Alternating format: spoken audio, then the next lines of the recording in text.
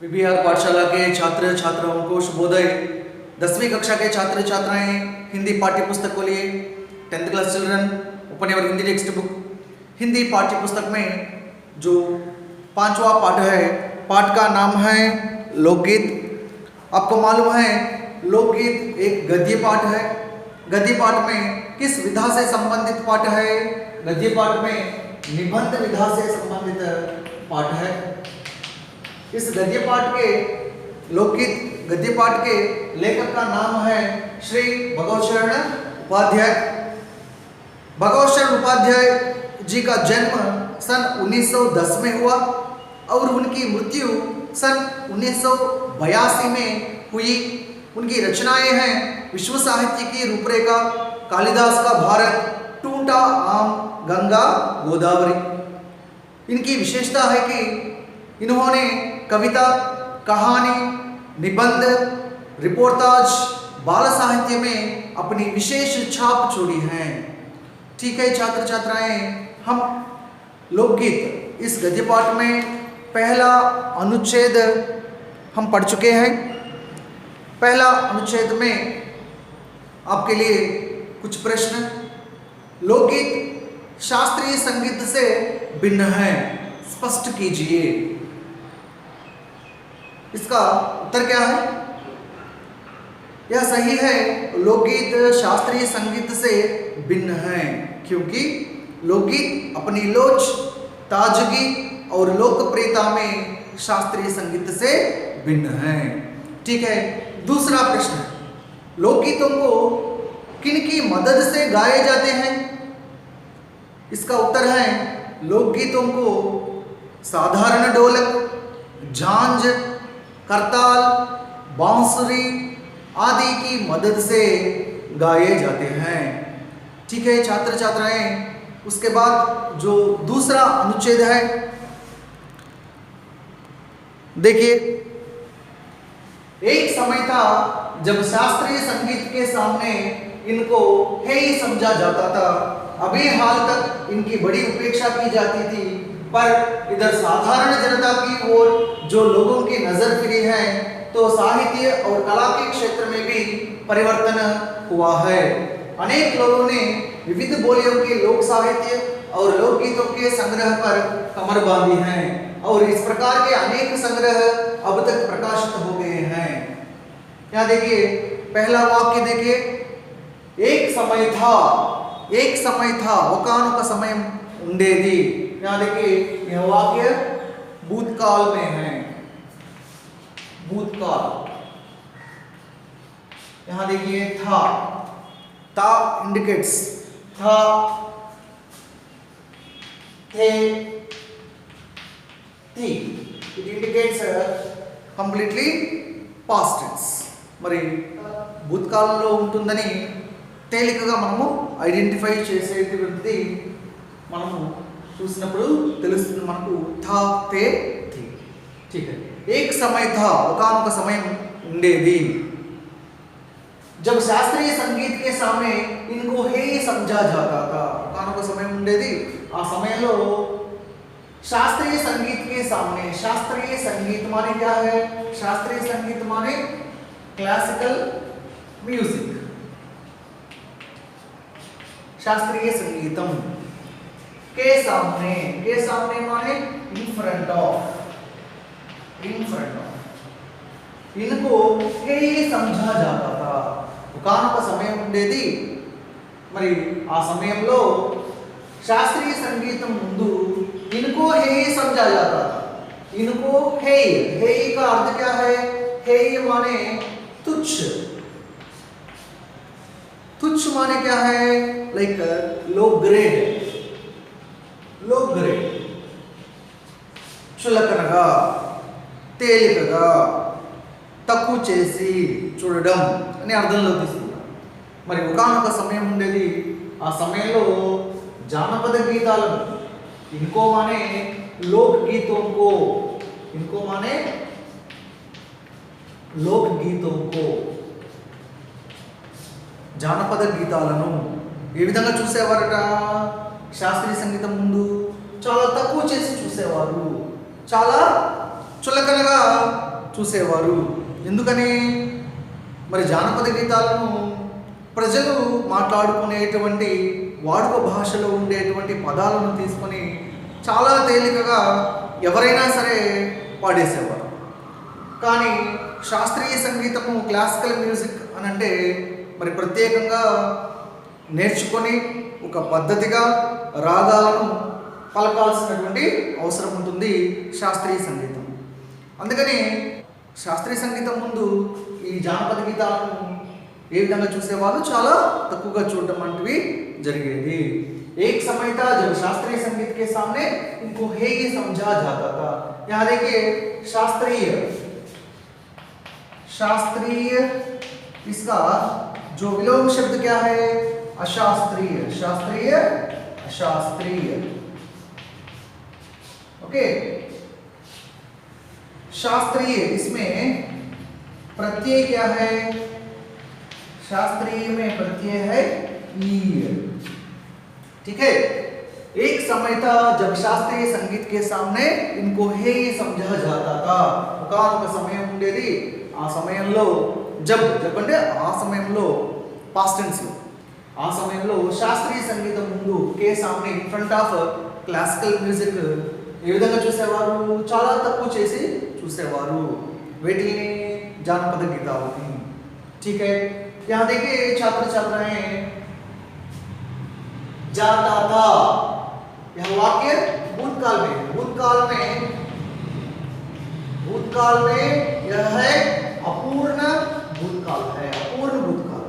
यहाँ देखिए जाता, మామూలుగా క్రియను చూసినప్పుడు మనము టెన్స్ ని ఐడెంటిఫై చేస్తాం. That already you are all studying 10th class, you know that. మరి క్రియను చూసినప్పుడు వెంటనే టెన్స్ ని మనం ఐడెంటిఫై చేస్తాం ఆ క్రియను బట్టి. మరి ఇక్కడ జాతా అనేది మీకు కనిపిస్తుంది. జాతా అనేటువంటిది it indicates to present tense, is it? మరి ఇది వర్తమాన కాలానికి చెందినటువంటి క్రియ. కానీ ఈ వాక్యం మొత్తం కూడా ఏ కాలంలో ఉందని చెప్తూ ఉన్నాను నేను? అపూర్ణ భూతకాలం, మీన్స్ భూతకాలంలో ఉందని చెప్తూ ఉన్నాను, పాస్ట్ టెన్స్లో ఉందని చెప్తూ ఉన్నాను. హౌ ఇట్ హ్యాపెన్స్ అంటే ఇక్కడ మీకు జాతా అనేటువంటి ప్రెజెంట్ టెన్స్ వెర్బ్, వర్తమాన కాల క్రియ ఉపయోగించినప్పటికీ కూడా ఈ వాక్యం, ఇక్కడ ఉండేటువంటి ఈ వాక్యంలో ఉండేటువంటి విషయము ఆల్రెడీ పాస్ట్లో జరిగిపోయి ఉన్నది. అందుకే స్టార్టింగ్లోనే చెప్పి ఉన్నారు, ఏక సమయత, ఒకానొక సమయం ఉండేది. ఆ సమయంలో శాస్త్రీయ సంగీతం ముందు జానపద గీతాలను చాలా తక్కువగా చేసి, చులకనగా చేసి చూస్తూ ఉండేవారు అనేటువంటి అర్థం పాస్ట్ టెన్స్లో ఉంది. రైట్. మరి ఈ రకమైనటువంటి వాక్యాలను మనము అపూర్ణ భూతకాలంలో తీసుకుంటాము. అపూర్ణ అంటే ఏంటి? పూర్ణ మీన్స్ కంప్లీటెడ్, అపూర్ణ మీన్స్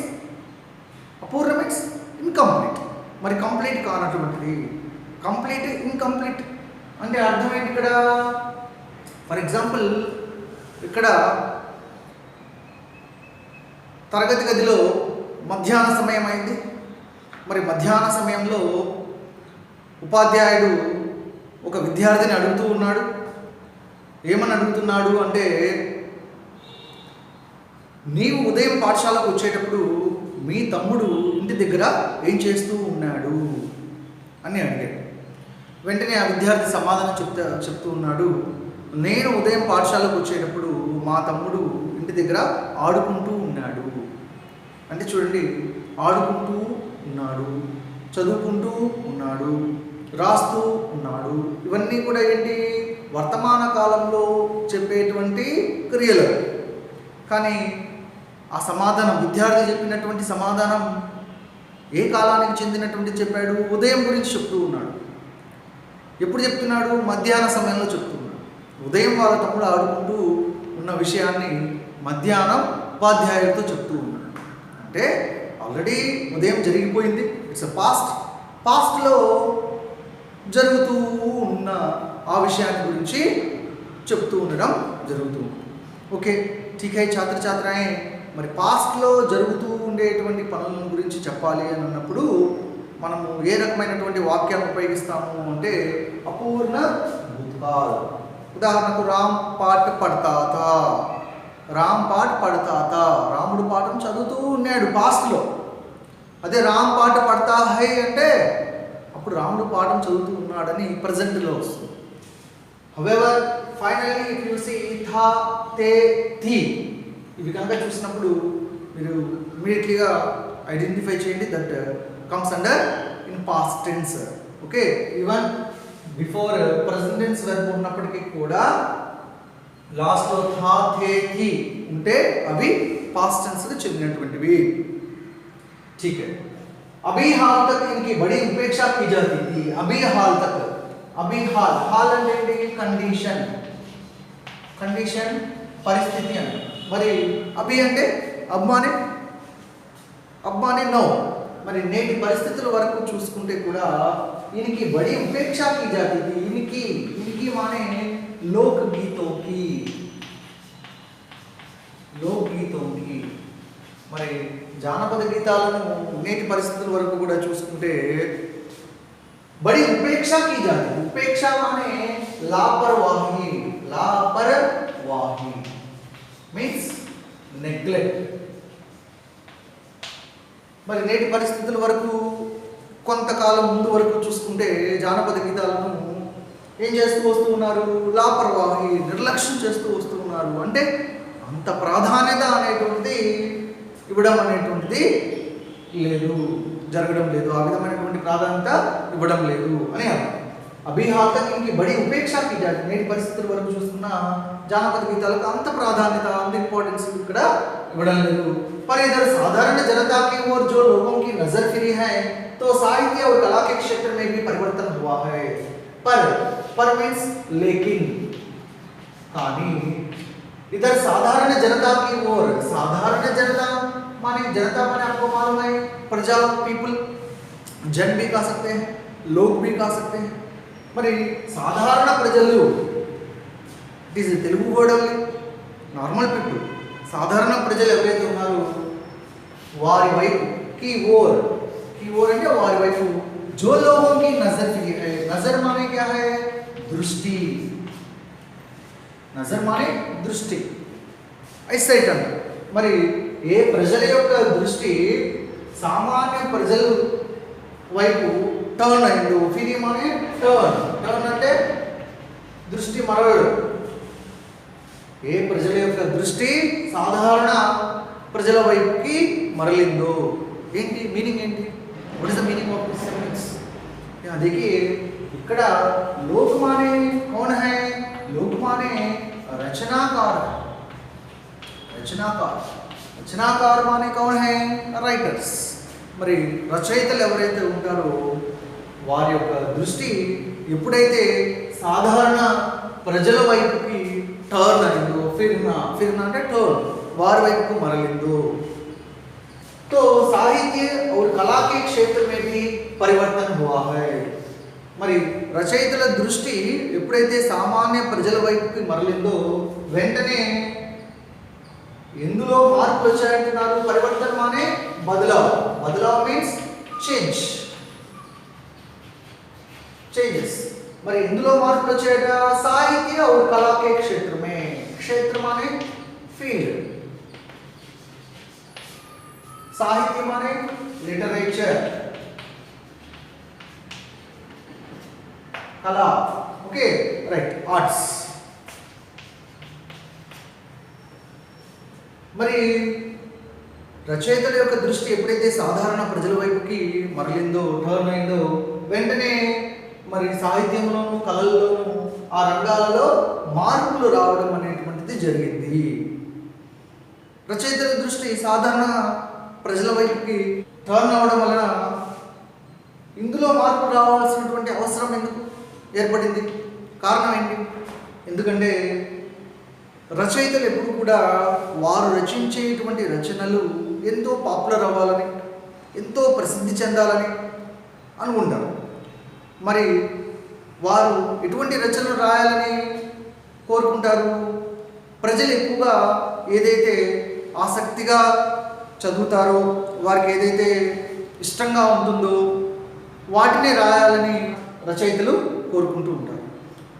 ఇక్కడ కూడా సాధారణ ప్రజలు ఎక్కువగా ఏవి చదవడము, ఏవి ఎక్కువగా వారు ఆసక్తి చూపడము చేస్తున్నారు, జానపద గీతాలను ఎక్కువగా ఇష్టపడుతున్నారు. కారణం ఏంటంటే అవి చాలా తేలికగా అర్థమవుతున్నాయి, పాడడానికి చాలా బాగుంటాయి, ఆనందాన్ని కూడా ఇస్తూ ఉన్నాయి. కాబట్టి ప్రజలు, సాధారణమైనటువంటి ప్రజలు జానపద గీతాలను ఎప్పుడైతే బాగా ఇష్టపడుతున్నారు అన్న విషయాన్ని ఈ రచయితలు తెలుసుకున్నారో, వారి దృష్టి ఎప్పుడైతే ఈ సాధారణ ప్రజల వైపుకి మరలిందో, వెంటనే సాహిత్యంలోనూ అంటే ఏంటి, సాహిత్యం అంటే కహానీ కావచ్చు, కవిత కావచ్చు, నిబంధ కావచ్చు, ఉపన్యాసం కావచ్చు, ఇవన్నీ కూడా సాహిత్యంలోనే వస్తాయన్నమాట.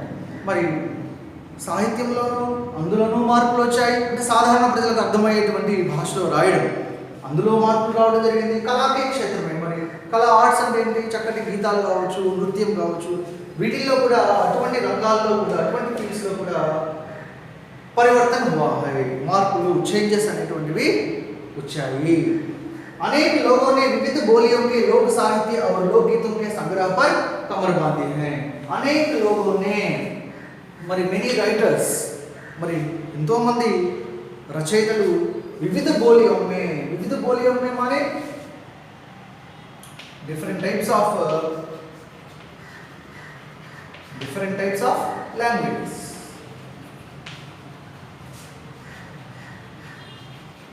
డిఫరెంట్ టైప్స్ ఆఫ్ లాంగ్వేజ్, మరి వివిధ రకాలైనటువంటి భాషలు. बोली माने नथिंग बट भाषा. पर्यायवाची शब्द आप ले सकते हैं. भाषा का पर्यायवाची शब्द है बोली. बोली का बहुवचन है बोलियां. ठीक है, రైట్. మరి రచయితలు, ఎంతో మంది రచయితలు వివిధ రకాలైనటువంటి భాషలకు సంబంధించినటువంటి లోక సాహిత్యం और लोकगीतों के संग्रह पर कमर बांधे हैं. వివిధ భాషలకు సంబంధించినటువంటి లోక సాహిత్యం మీన్స్ ఫోక్ లిటరేచర్.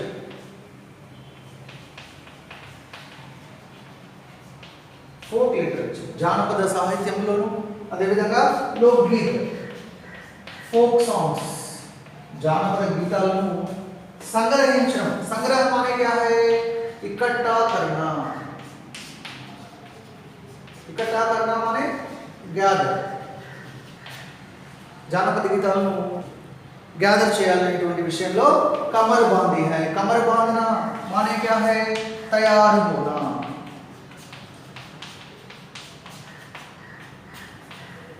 आपको मालूम है कमर बांधना అంటే ఏంటి తెలుగులో నడుము బిగించడం. ఝాన్సీ రాణి లక్ష్మీబాయి యుద్ధానికి నడుము బిగించింది అంటే యుద్ధానికి సిద్ధపడింది. సో ఇక్కడ కూడా మరి సాధారణ ప్రజలు ఎక్కువగా జానపద గీతాలను ఇష్టపడుతూ ఉన్నారు కాబట్టి అటువంటి జానపద గీతాలను సేకరించేటువంటి విషయంలో వీళ్ళందరూ కూడా నడుము బిగించారు, అంటే సిద్ధపడ్డారు. రైట్. और इस प्रकार के अनेक संग्रह अब तक प्रकाशित हो गए हैं. इस प्रकार ఈ విధంగా అనేక సంగ్రహ, సో మెనీ ఫోక్ సాంగ్స్, ఆ విధంగా సేకరించినటువంటి ఎన్నో జానపద గీతాలన్నీ కూడా अब तक प्रकाशित हो गए हैं. प्रकाशित माने मुद्रित होना. ముద్రిత होना అంటే ప్రింటెడ్, పబ్లిష్డ్. మరి ఆ విధంగా రచయితలు సేకరించినటువంటి ఎన్నో జానపద గీతాలు నేటి వరకు చూసుకుంటే ఎన్నో పబ్లిష్ అయి ఉన్నాయి. ఓకే, ఆ విధమైనటువంటి జానపద గీతాలు ప్రింట్ అయి ఉన్నాయి. ठीक है छात्र छात्राएं, आप एक बार पाठ्य पुस्तक खोलिए. पाठ्य पुस्तक में जो दूसरा अनुच्छेद है आप पढ़िए और इस अनुच्छेद से संबंधित जो शब्दार्थ है लिख लीजिए. फिर से देखिए, एक समय था जब शास्त्रीय संगीत के सामने इनको हे समझा जाता था. ఒకనొక సమయం ఉండేది, ఆ సమయంలో శాస్త్రీయ సంగీతం ముందు జానపద గీతాలను చాలా తక్కువ చేసి చూసేవారు. అభి హాల్ తక్ ఇన్కి బడి ఉపేక్ష की जाती थी. మరి నేటి పరిస్థితుల వరకు, కొంతకాలం ముందు వరకు చూసుకుంటే కూడా వీటిని చాలా నిర్లక్ష్యం చేసేవారు, అంటే అంత ప్రాధాన్యత ఇచ్చేవారు కాదు. మరి ఇదర్ సాధారణ జనతా की और जो लोगों की नजर फिरी है, మరి ఏ రచయితల దృష్టి అయితే సాధారణ ప్రజల వైపుకి మరలితో వెంటనే సాహిత్య और कला के क्षेत्र में भी परिवर्तन हुआ है. మరి సాహిత్యంలోను, లిటరేచర్లోను, అదేవిధంగా ఆర్ట్స్లోను, ఆ రంగాల్లో परिवर्तन हुआ है, మార్పులు రావడం జరిగింది.